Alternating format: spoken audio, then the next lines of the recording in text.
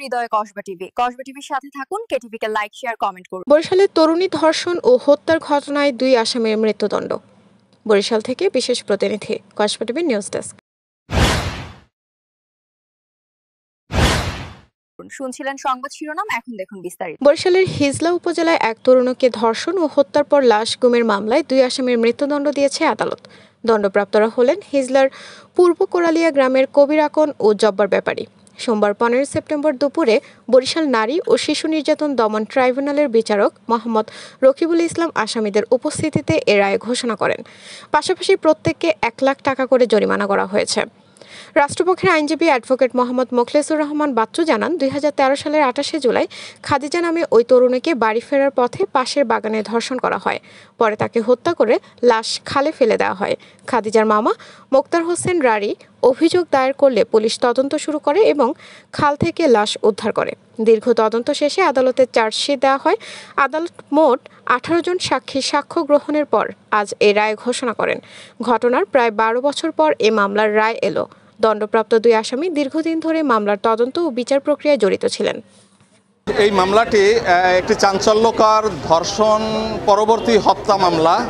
এই মামলাটি 28/7/2013 তারিখের হিজলা থানাধীন পূর্ব কোরালিয়া গ্রামে একটি ঘটনা ঘটে। এই মামলার একটি ডিসিস্ট হল খাদিজা বেগম, মোক্তার হোসেনের ভাগ্নি। উনি মোক্তার হোসেন বাদী হয়ে এই মামলাটি হিজলা থানায় দায়ের করে। ঘটনাটি ছিল ওই মোক্তার হোসেনের ভাগ্নি খাদিজা বেগম বিগত 28/7/2013 তারিখ বাড়ির বাহিরে বের হইলে জঙ্গলের কাছ থেকে যখন রাস্তা দিয়ে যাইতেছিল, তখন আসামি কবির আকন এবং জব্বার আকন তাকে জোরপূর্বক ধরে নিয়ে বাগানের ভিতরে ধর্ষণ করে এবং ধর্ষণ পরবর্তীতে এটা জানাজানি হবে এই আশঙ্কায় তাকে হত্যা করে তার লাশ গুম করার জন্য খালের ভিতরে ডুবিয়ে রাখে। পরবর্তীতে তাকে খোঁজাখুঁজি করে পাওয়া যাইতেছিল না। মামলা হয়। মামলা পরবর্তীতে পুলিশ লাশ উদ্ধার করে এবং এই আসামিরা তখন ওই যে লাশ পানিতে ভিজাইয়ে যাওয়ার সময় কিছু সাক্ষী তাদেরকে ভেজা অবস্থায় দেখছে, ওইটা দেখে শনাক্ত করে তাদেরকে পুলিশ গ্রেপ্তার করে এবং পরবর্তীতে এই মামলাটি তদন্ত হয়। তদন্ত শেষে বিজ্ঞ আদালতে প্রথম মামলাটি দণ্ডবিধি আইনের 302/201 হয়েছিল।